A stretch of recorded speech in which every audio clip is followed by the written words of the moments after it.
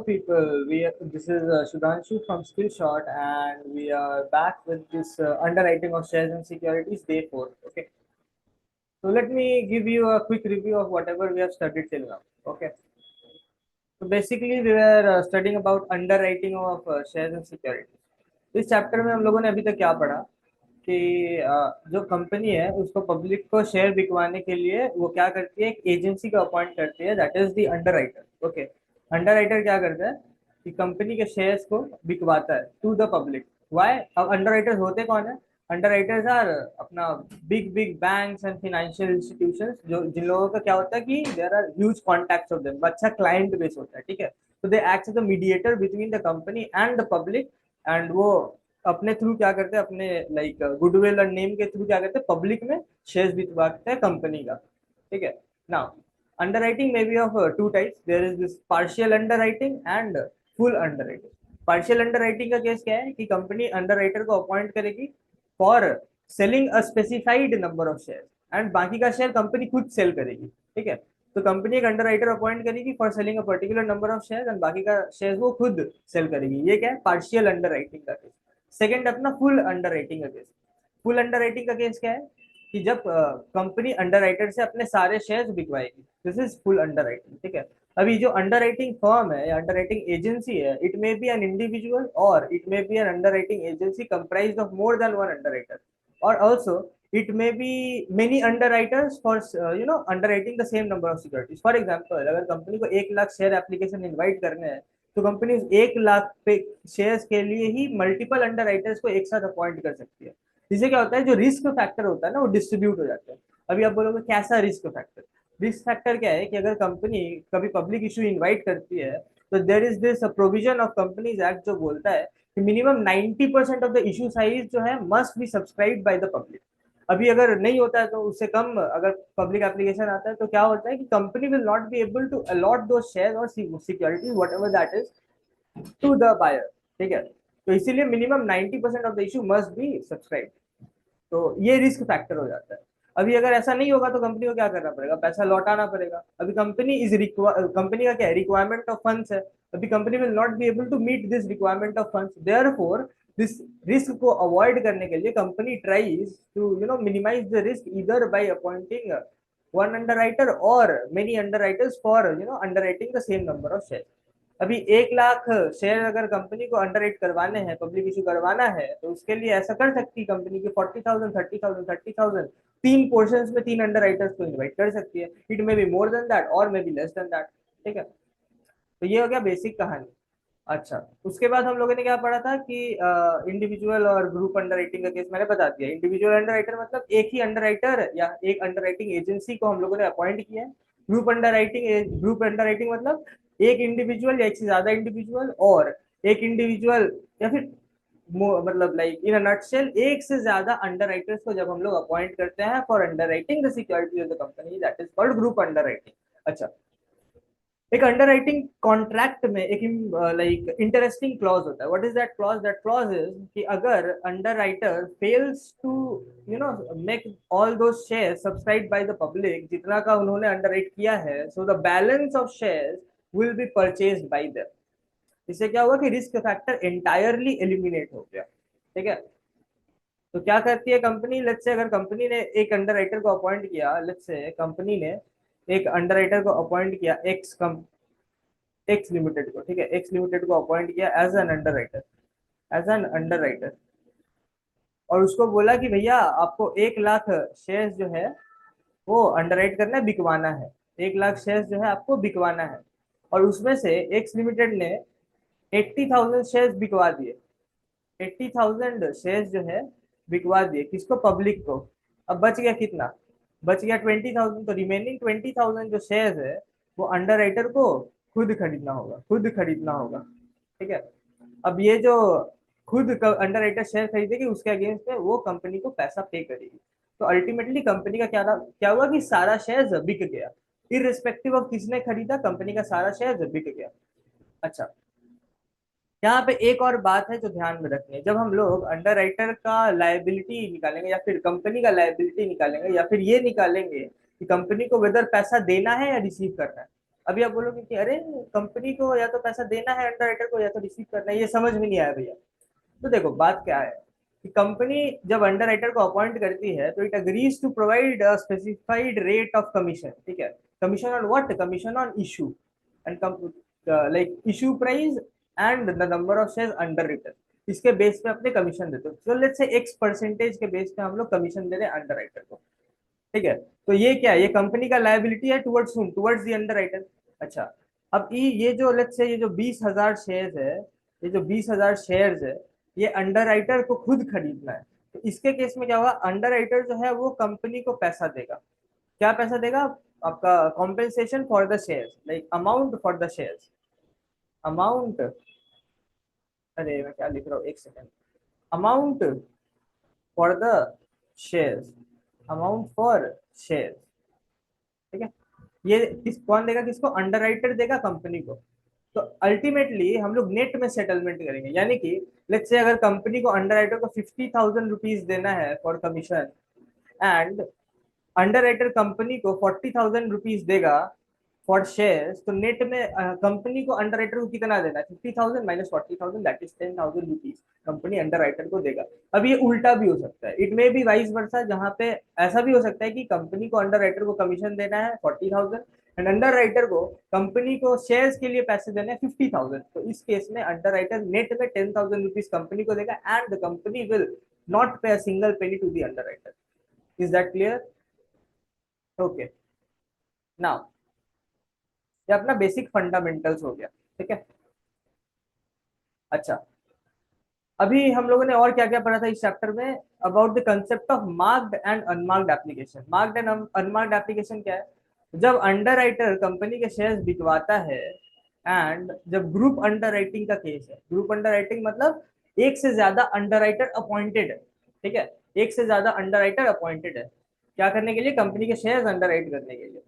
तो जब कंपनी को एप्लीकेशंस मिलेंगी, शेयर्स एप्लीकेशन मिलेगी, तो क्या होगा कि कुछ एप्लीकेशंस ऐसे होंगे जिनमें एक स्टैंप या मार्क होगा। किसका मार्क होगा? उस अंडर राइटर का जिसने उस एप्लीकेशन को बिकवाया है। इसको बोलते हैं हम लोग मार्क्ड एप्लीकेशन। मार्क्ड एप्लीकेशन जब आता है तो उसका क्रेडिट हम लोग उस अंडर राइटर को दे देते हैं जिस अंडर राइटर का स्टैंप उस पर्टिकुलर एप्लीकेशन में होता है। यानी कि मार्क्ड एप्लीकेशन का क्रेडिट उस अंडर राइटर को मिलेगा जिसका मार्क उस एप्लीकेशन में होगा, ठीक है।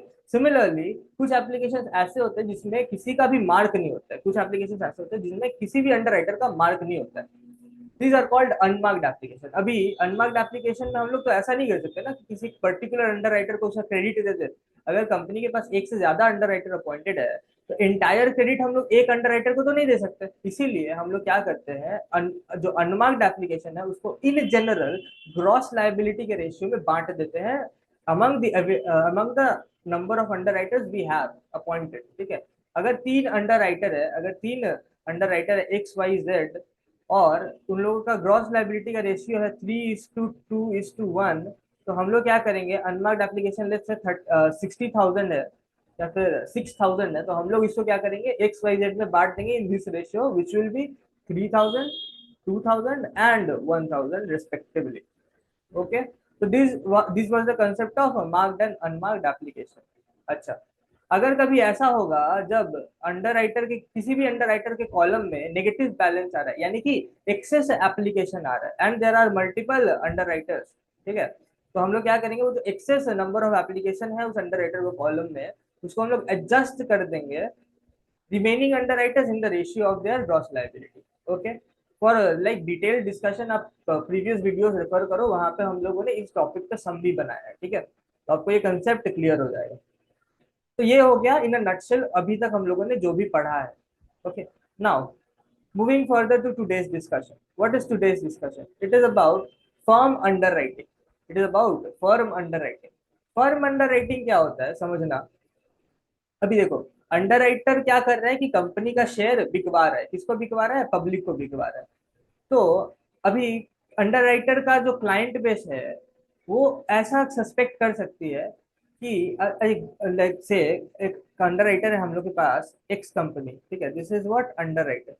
अंडर राइटर अभी वो क्या कर रहा है कि अब कंपनी का share, let's say we have this company A limited, इसका शेयर क्या कर रहा है कि पब्लिक को बिकवा रहा है, और उसने ऑलरेडी एक्स लिमिटेड का कोई भी शेयर खरीद के नहीं रखा है।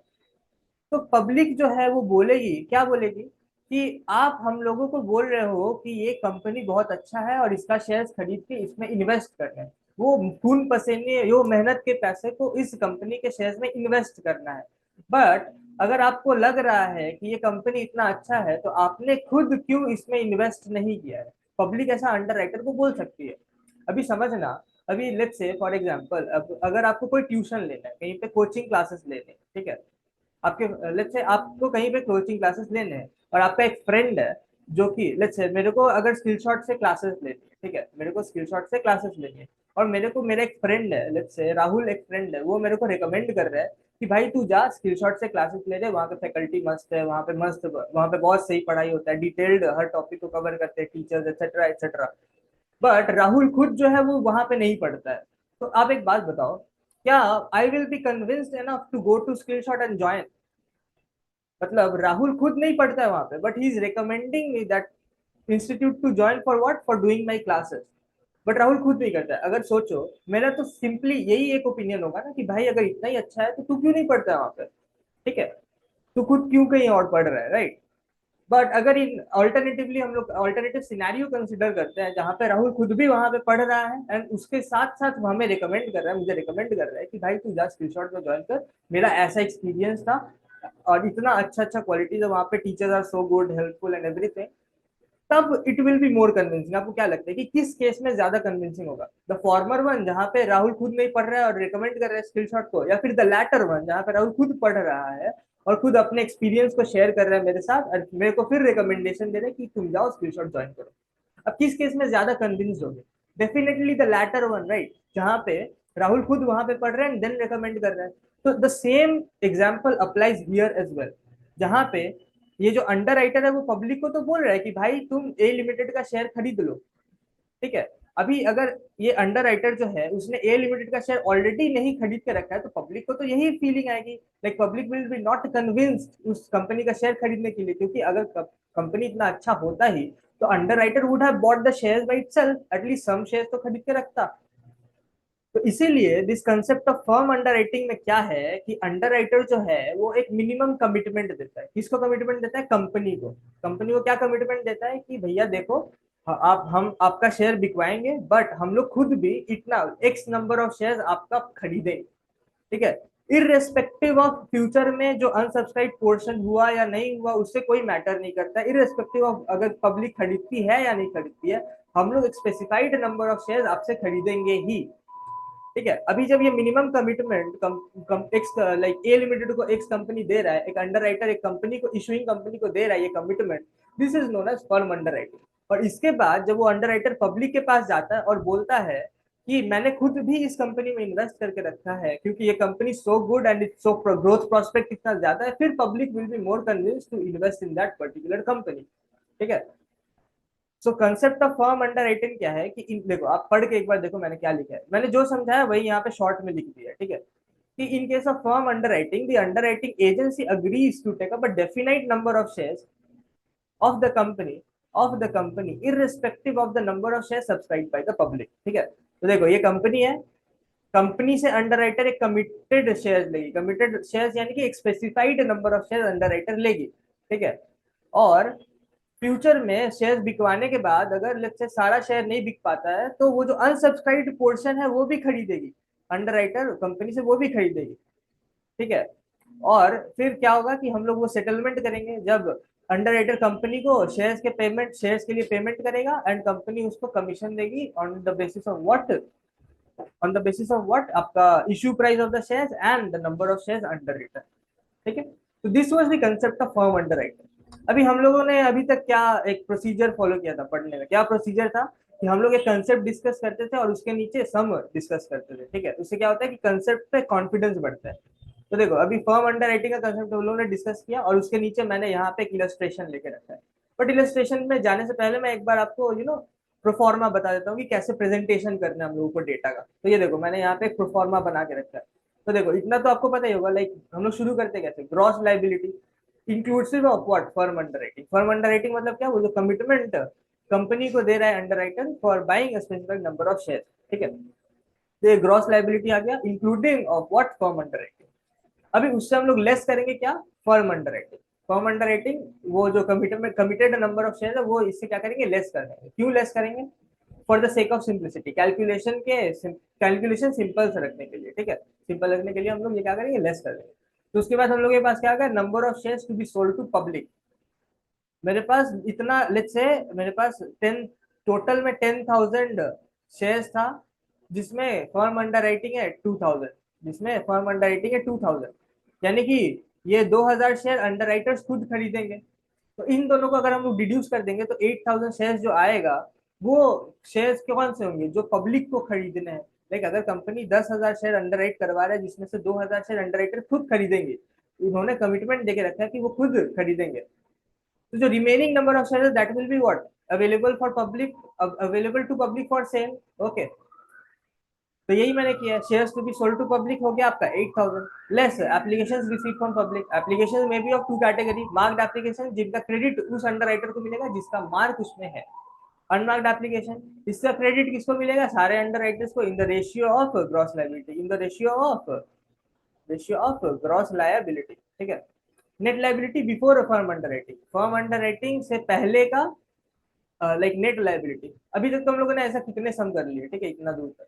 बस ये फर्म अंडरराइटिंग पोर्शन नया था, बाकी सब तो आपको पता ही है, ठीक है। अब ये नेट लायबिलिटी जब आ गया, तो ये जनरली क्या होता था कि this were the number of shares जो अंडरराइटर को खरीदना है कंपनी का।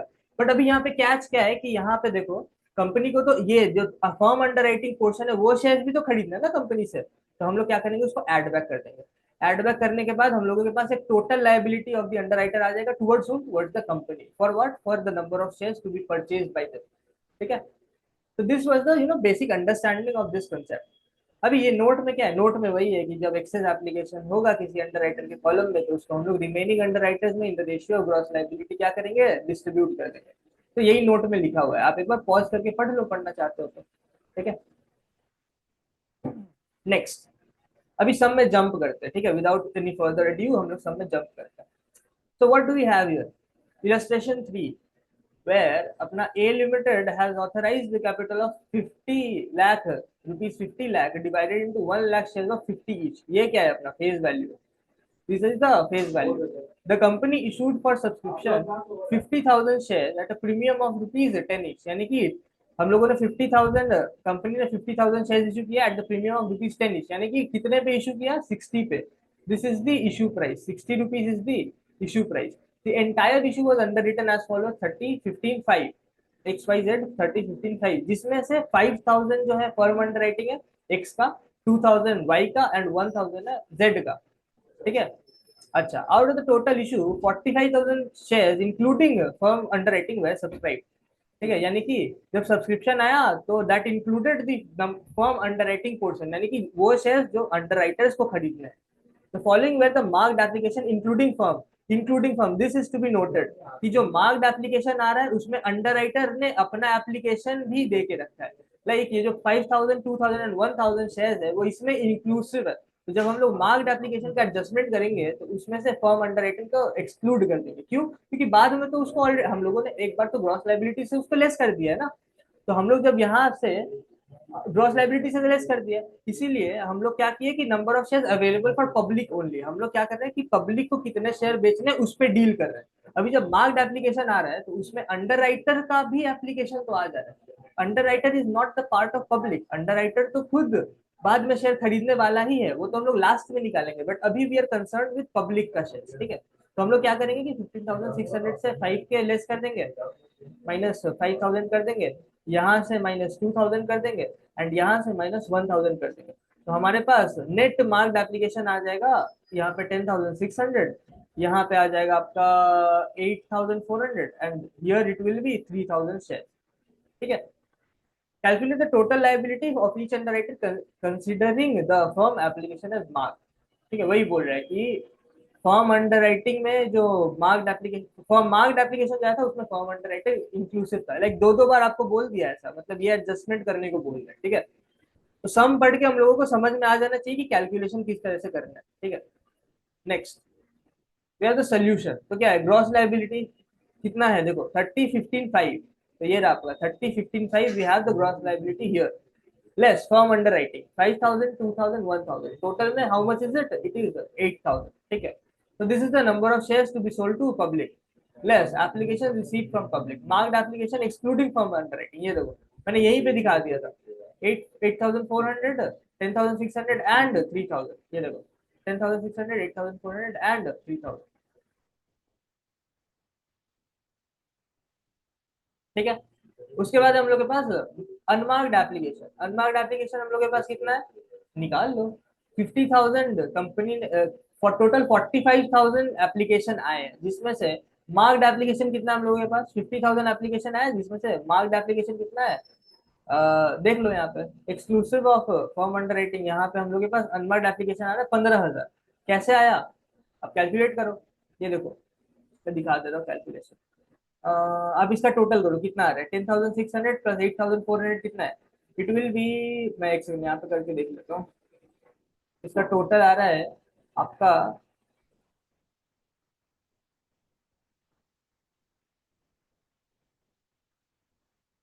हाँ तो यहाँ पे आप इसको टोटल करके देखो, हम लोग के पास यहाँ पे किया हुआ है ऑलरेडी। तो देखो ग्रॉस लायबिलिटी पर टोटल था 50, जिसमें से अपना फर्म अंडर रेटिंग है 8,000, तो number of shares to be sold to public हो गया 40,000। मार्क्ड एप्लीकेशन अगर टोटल 22,000, मार्क्ड एप्लीकेशन है 22,000, तो अनमार्क्ड कितना होगा, तो जितना माइनस इतना, अनमार्क्ड एप्लीकेशन कितना होगा ये देखो,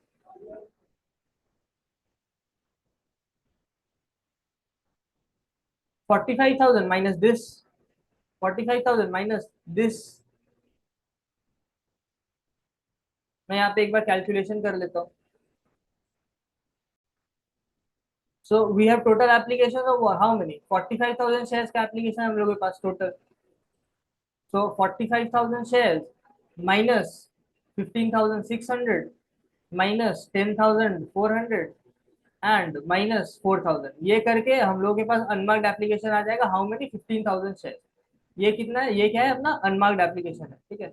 अनमार्क्ड एप्लीकेशन है, इसको क्या करना है, in the ratio of gross liability बांट देना है, जीएल रेशियो, जीआर नहीं, जीएल रेशियो, ग्रॉस लायबिलिटी का रेशियो में बांट देना है। तो हम लोगों ने वही किया है, यहाँ पे देखो 15,000 को ग्रॉस लायबिलिटी के रेशियो में बांट दिया, which is 6:3:1, 6:3:1 is nothing but 30:15:5। अभी ये कैलकुलेशन आपको समझ में नहीं आ रहा है तो मैं कुछ नहीं कर सकता हूँ, ठीक है।